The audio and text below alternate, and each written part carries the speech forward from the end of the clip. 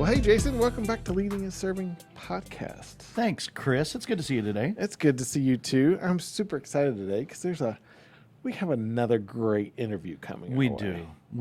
We've kind of been looking forward to this guy coming on. I have for a while, and I love his heart. I love who he is. Oh man, he's just so inspiring. Yeah, because our desire here on the podcast is to leading and serving, right? Right. That we want to fight for the highest good of those around us, those we lead, those we love. Our circles of influence, right? That when we fight for their highest good, we are helping one another succeed. And this guy kind of emulates that in his whole life. Oh my goodness, I completely agree. Yeah. And I think maybe that's why I'm so excited about him coming Right. on. It's just his passion for life and his ability to help people want to get to that passionate point and do what they want to do with life is just pours out of him. Yeah. And so, and we fortunately know him by our connection to Aspire here locally. Right. It's our Chamber of Commerce here, and he is a solid member on there and does a lot of great things with that too. So I'm looking forward to chat with him about that. Yeah.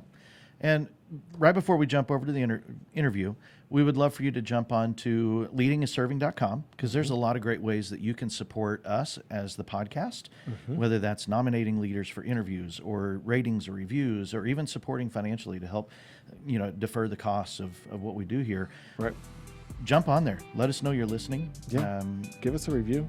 Absolutely. Give us a heads up. So send us an email. Time for an interview? Sounds good. You ready? Yep. Let's go talk to David Maurer of what we know of Aspire, but we're going to learn a lot more. Yep. Here we go.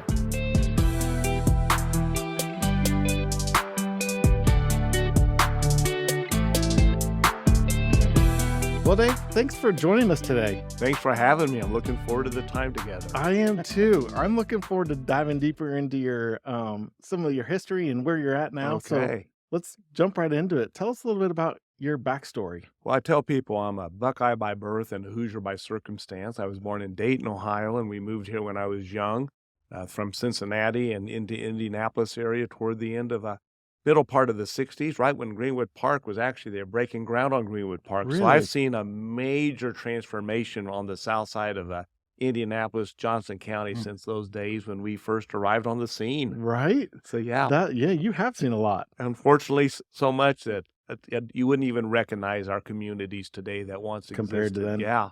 So, yeah, but it's been good. It's been great. So did you moved your family here at that point? Actually, I was still living at home because I was such a young youngster and all that. And then we grew up in a typical American home, a nice starter home and starter neighborhood and such. But as we moved forward, we continued to grow and we kind of found ourselves, if I may, say we've became the typical family that started going to church and getting involved in the community and our local church on the south side of Indianapolis as well. So things just happened, and organically our family grew in many, many ways. And so finally, next thing you know, I'm of age and voting and getting ready to go to college. So yes. Where'd you do college?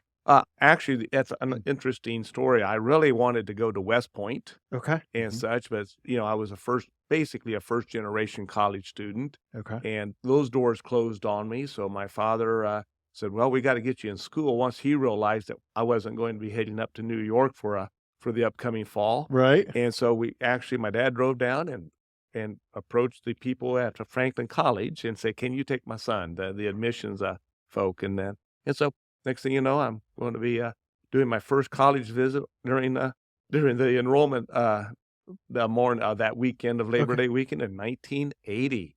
Wow. So yes. What did you stay for the 4 years or? I did. Okay. Yeah, my dream and my goal was to be an airline pilot ultimately. Really? And so the pathway to get into that would be to get your college degree and then maybe go fly in the military and such. So that all played out, but I never got in the military. And being a young, hungry college graduate, I started into the insurance world. Really? So, yes. And so did anything take you to the insurance world, or is that just circumstances were right and you walked in? And Well, in many eyes, circumstances are what they are. I looked at it as God's hand guiding me. And I actually graduated in 84. And I went to work for a company called Bankers Life, and I actually connected with the right company at the right time with the right product.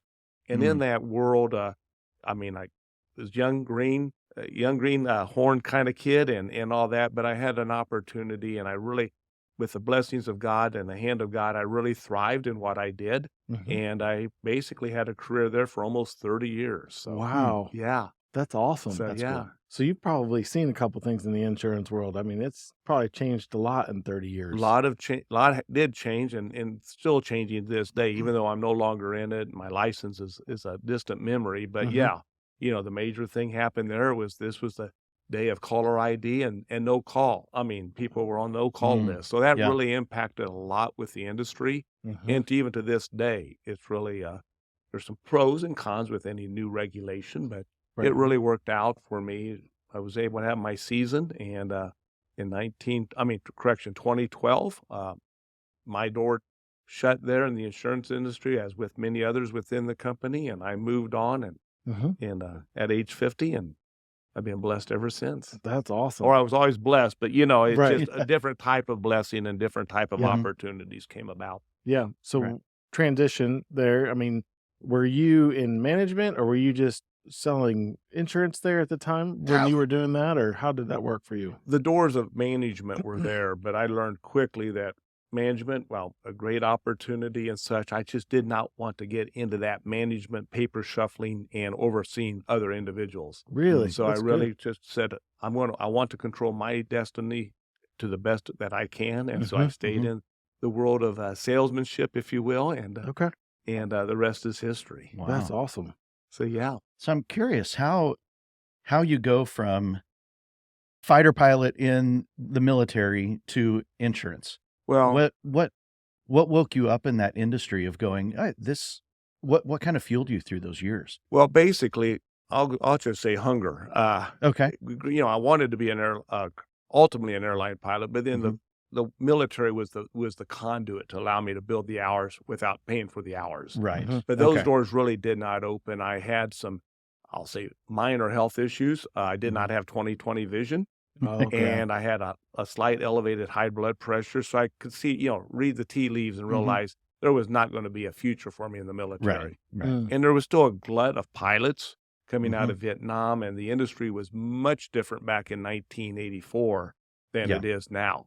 Right. That's true. Now they're trying to just recruit pilots right and left, but it was a pretty competitive world. So again, being hungry, insurance door opened up, and it was really the best career for me at the time. And even looking back, still the best career for me. So yeah. That's cool. Yeah. Well, and correct me if I'm wrong, you still have a passion for aviation. Oh, in a big way. Yeah. Yeah. My wife and I are both pilots. We have our instrument ratings and such, but we haven't flown now for years because, you get to the point you either fly or you raise children. And we just decided to raise children Right. and such. And it was for the good. I mean, but I still have a passion. My sister-in-law is a pilot. My father-in-law flew for U.S. Air. It was a captain. So we have this long aviation history within our family, but so the passion is still there. It just has a little different paradigm.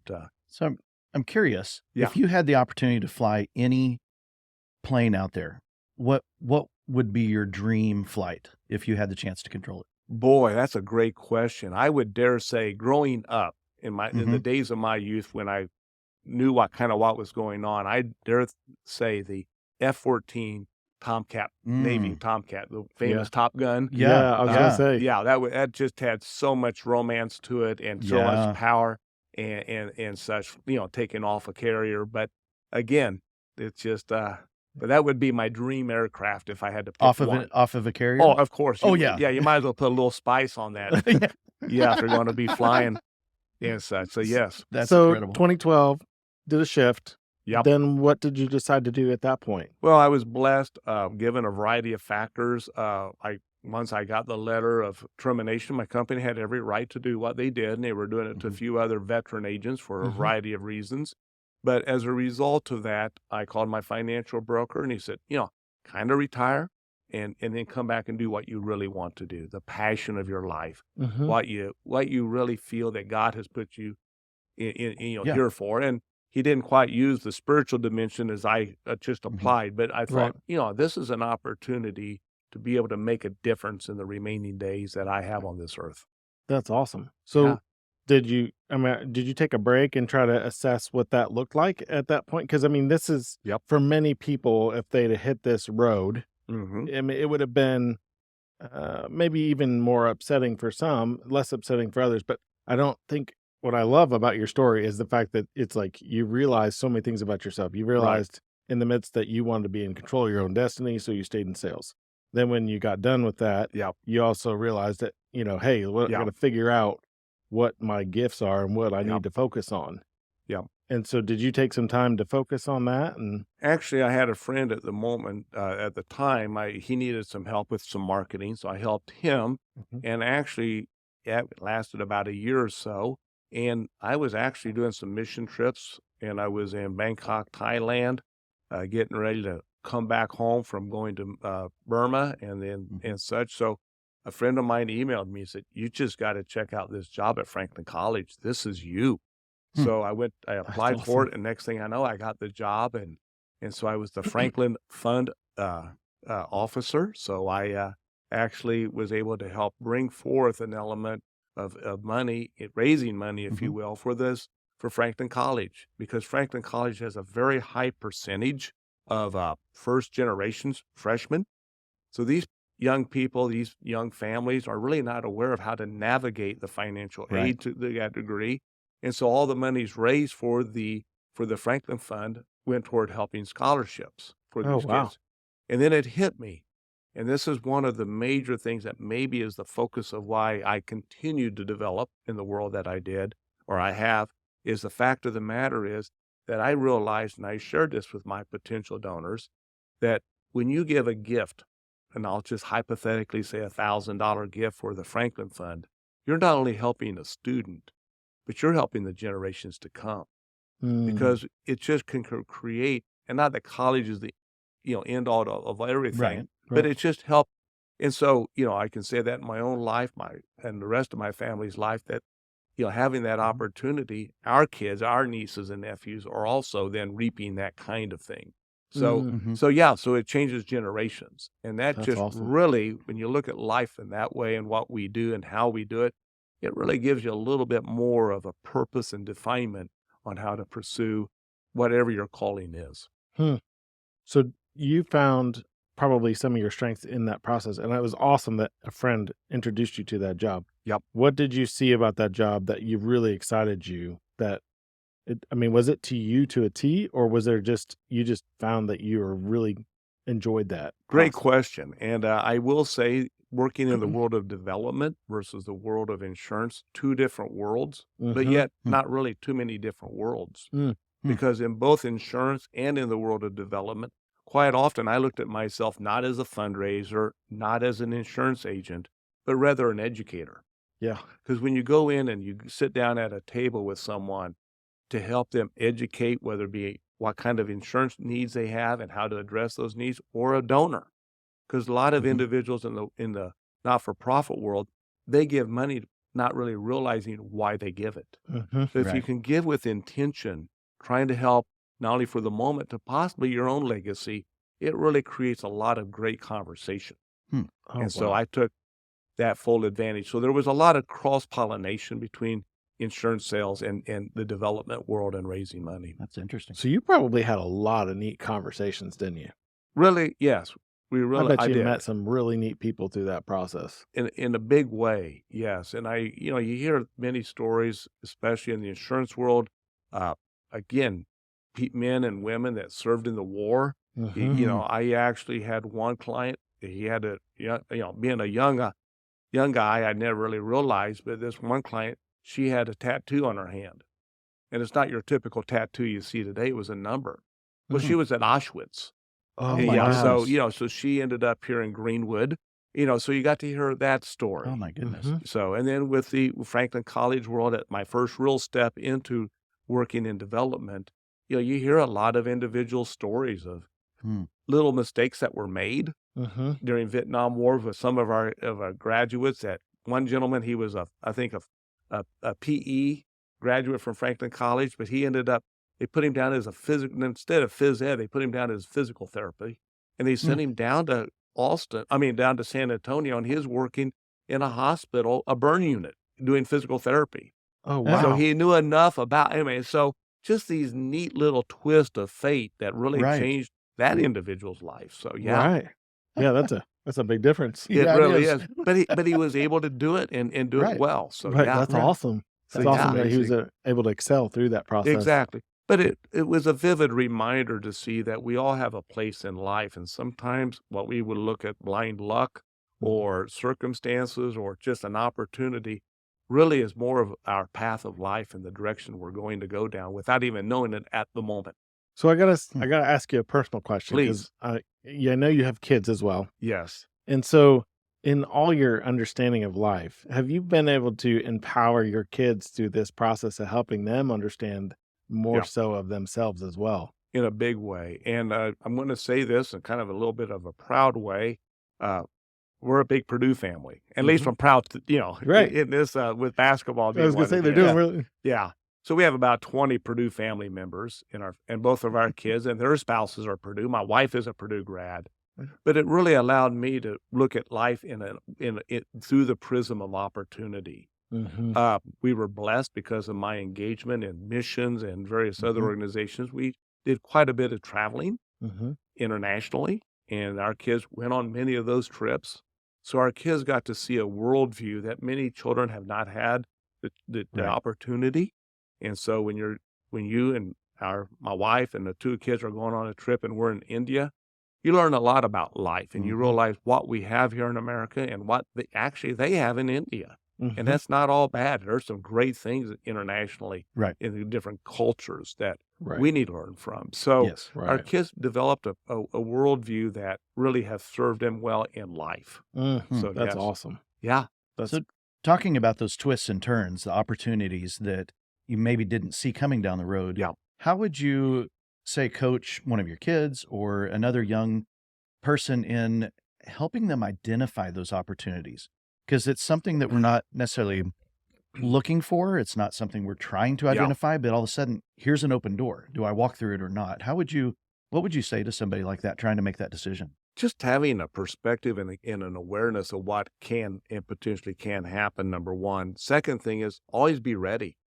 mm, I mean, a lot of individuals, even adults, sit back and they slumber and they look at life and they go through it one day at a time, realizing that what is coming to their feet is a gift.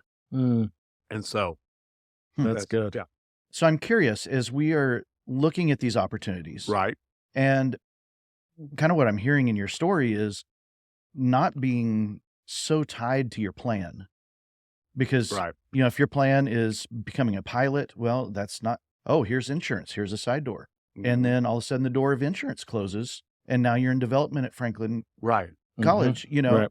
that we've got to be willing to kind of lay our plan down. Is We that have to, yeah, and you have to be nimble, Mhm. and you also want to have the skill sets that if something does change, that you could easily shift Right. into another career, into another industry. And a lot of people put more thought into a vacation than they do their life.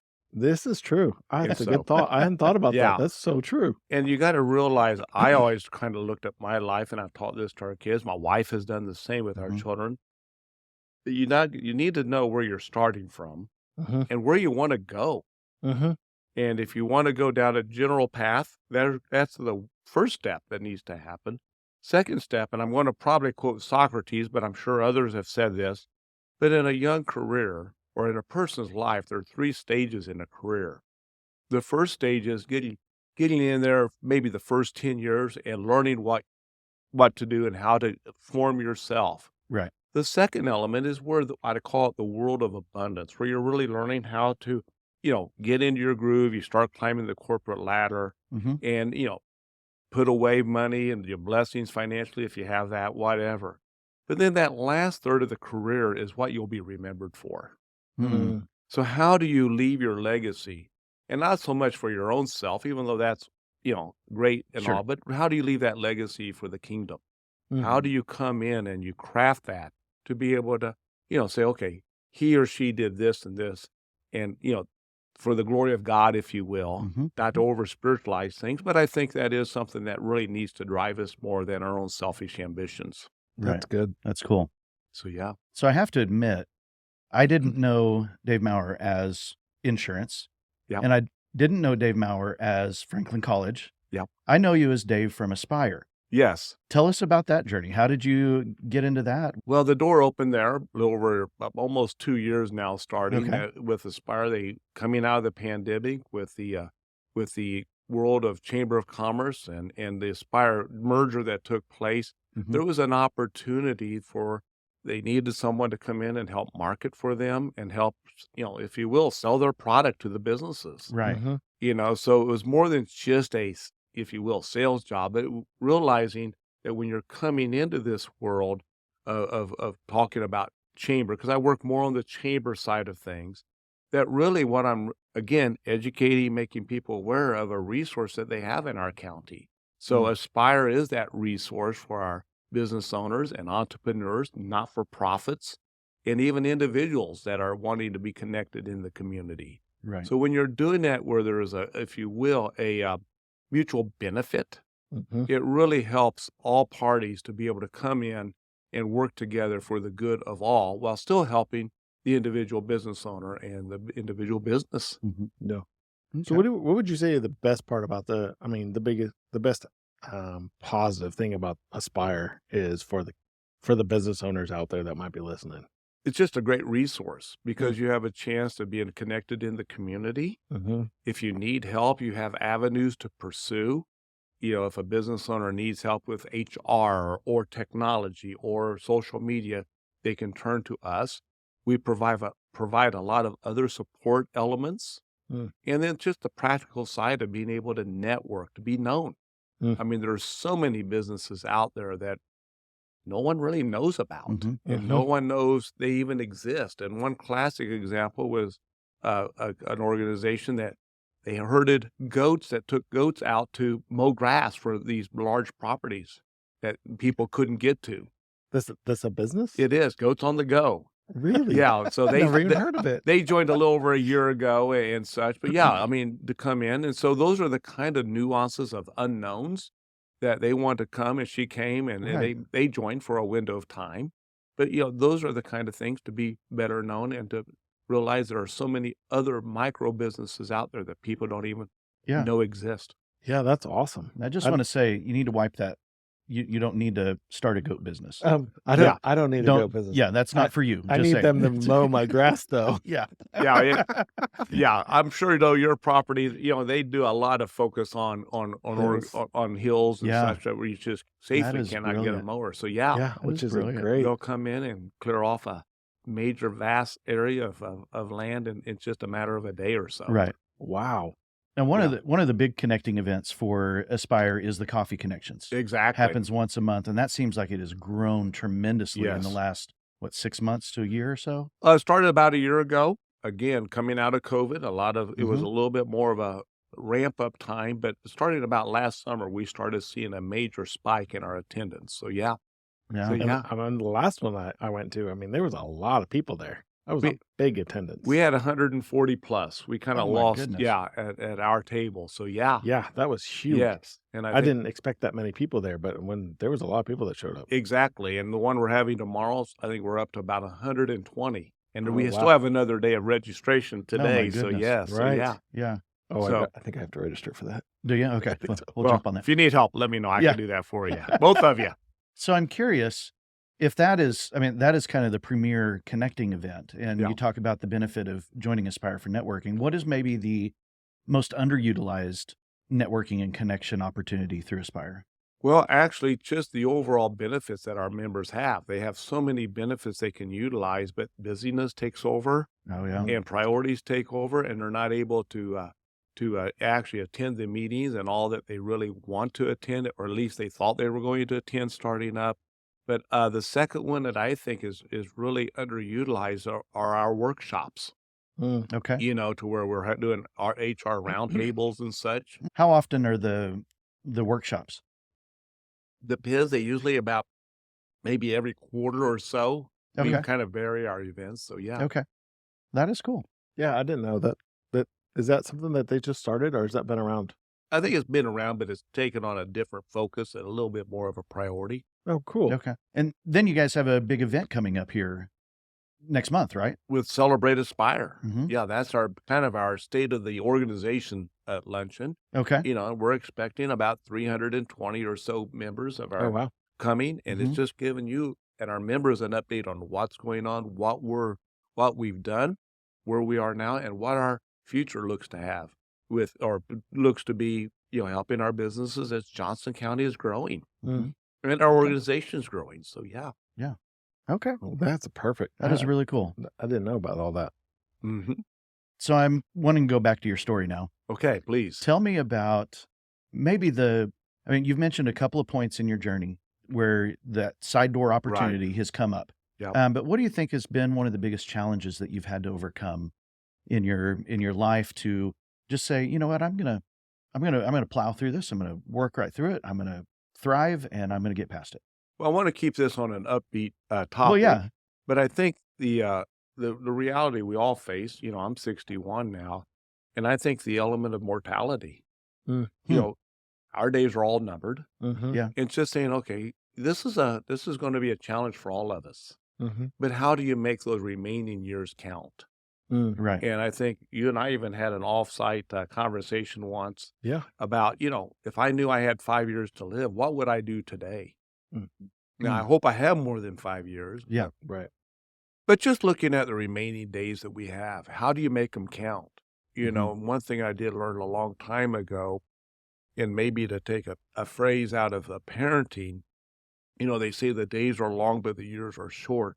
Mm. But how many people got out of school or whatever, and, you know, they do this or they do that, and they get by, Mhm. maybe in a world where they're not in their giftedness. Mm-hmm. The next thing you know, they wake up, they're 50, 55 years old, and they Yeah. said, you know, what do I need to do to make my life count? Now, they've done a lot of great things, parenting or serve God, but, you know, just that reality that we are blessed to have the gift of time and the Mhm. gift of life. Mm. Yeah. That's good. So what does leaving a legacy look like for you? For me, is basically leaving a legacy is such that, well, I want to look, you know, first of all, the eternal element, Mm-hmm. Mhm. that's very Yeah. key. But looking back on it, to know that, one, I made a difference, Mhm. and I really made a difference for those people that will cry at my funeral. Mm. Because, you know, our family, our dear friends, and how can you impact those? How can you pass on memories, wealth, and other Mhm. elements that will help those individuals that when I'm gone, my wife is gone, that they can carry on. And sometimes the legacy is maybe more unspoken. I Right. hope the legacy that we leave for our kids and our daughter-in-law and son-in-law is such that they are able to be good parents. Mm-hmm. If they've learned by the model, for the good or the bad, that we've done, and they can improve on that. So it's sometimes those unspoken legacies Yeah. and investment in other people. And I think that's probably more of Hmm. a defined nail, if you will, on that question. Right. That's good. Right. So what does it feel like when you realize, okay, I've had that impact on somebody, and I'm seeing the potential lasting effects on that? What does that do for you? Oh, it encourages more than anything. Okay. And to know that the investment is going to have a rate of return, maybe not just financially, but in their life as well. So being able to do that and to know that the other person is also listening. They may Mhm. not take Mhm. my advice or your advice, but at least they're out seeking answers and trying to find what they need so they can navigate accordingly. Yeah. Okay. That's really good. So what is maybe the best piece of advice that someone ever gave you? Life by a yard, it's hard. By an inch, it's a cinch. When you look at life, you can almost be overwhelmed by the magnitude of what is before you. But if you break it down and look at it from the standpoint, yeah, on the whole, it is big, but if you tackle it a little bit at a time, it's not as intimidating. Hmm. That's good. I've Yeah, never we heard have that to- before. Yes, I learned that in 1984. Really? Yeah. Who shared that with you? It was an insurance agent at a training session, an old school, old blue line type of insurance company, Mhm. and he shared that, and it is stuck in my mind. That's awesome. You know, Wow. the classic example, you look at a 30-year mortgage. 30 years is a long time Right. It is. and such, and when you look at paying interest and the principal, Mhm. oh my goodness, that's overwhelming. But if you look at it and break it down a little at a time, Yeah. Yeah. it's not as intimidating. But we've certainly had that moment, the idea of a mortgage, 30 Yeah. years. We've had that moment where we got the year-end result or whatever, and we look at it and go, "Oh, look how far we've gone." Yeah. Because if you just start, just inch by inch by inch by inch, all of a Yeah. sudden you're like, "Oh my goodness, I've made so Exactly. much ground." And that is true with a profession, whether you're in the trades or, to the extreme of even a medical doctor, and you know that all firsthand. When you look at being in school all those years or investing or whatever to advance in a career to where, it can be intimidating, but you realize it's just not as intimidating as you think. Yeah. That's good. Yeah. So, That's real good. So what would you give to all the young entrepreneurs, the guys and gals out there who are either starting out in their careers or maybe they're, hitting that second stage of the journey that you mentioned of, really kind of living into their strengths? What kind of encouragement or advice would you give to those? to identify where you've been, where you are now, and where you want to go. Mm-hmm. And that is key because a lot of people fail to realize, where they have started and where they are, and then knowing how then to direct your energies and maybe make some corrections again and moving forward to finish out that career and such. There's a lot of people who struggle to not only assess where they are in the moment, but even look back at where they've come from. Right. How would you help people to understand that, to kind of open their eyes and not just be so focused 10 yards down the road, Right. but how do they look at the inch that they're on right that moment? Well, I think what people fail to realize, and you look at business owners, and you both are yourselves are business owners and such, you invest in equipment, you invest in a lot of other elements of technology, as we've talked about already. Mhm. But individuals fail to realize that even if they're not a business owner, they really are, because their personal life is a business. Mm-hmm. And to have that element, so next time you're thinking through, do I buy that new suit for my business wardrobe? Mm-hmm. Do I buy that new computer? Do I invest in myself taking a class or being able to Right. advance myself? Not so much you're going to be a business owner, but that you're going to maybe earn a higher capacity in a wage, and look at it from that standpoint in investing in yourself.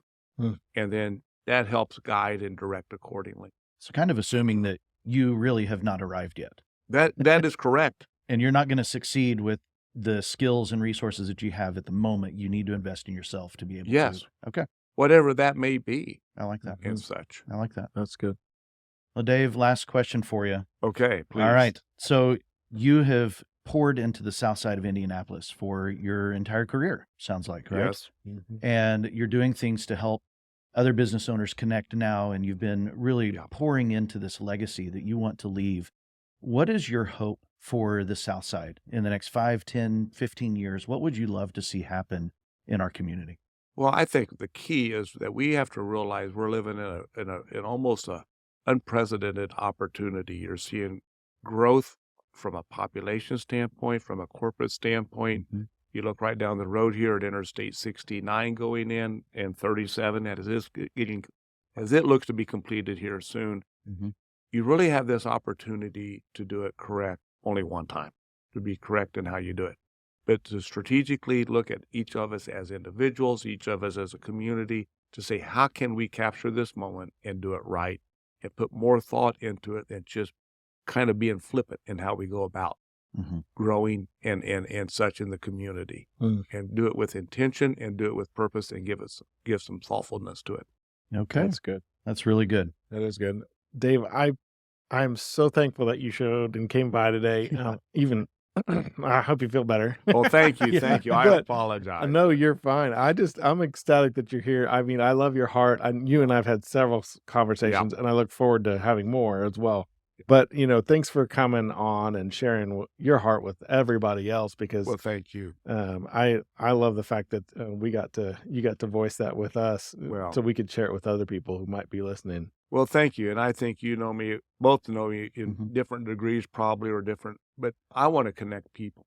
Yeah. People need to know each other and to be able to understand their struggles, their strengths, Mhm. and how can we work together to overcome those. Speaking of that, is there a way that people can get a hold of you for for with Aspire and stuff like that, that Yeah. you can reach out and you talk to them? Yeah, I mean, feel free to give me a call. If you want me to give Yeah, my go for it. 317-445-3621. I mean, that's my cell number. Reach out to me, and I would Mhm. love to talk to whomever, just not only Aspire, but just about life. Yeah.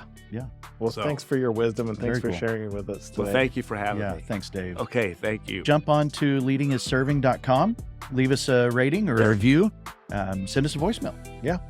Let us know who else you'd love to hear interviews from here in the community. Let us know you're listening. Sounds good. Y'all have a Thanks for great joining day. with us. Thanks, Dave. Thank you. Bye-bye.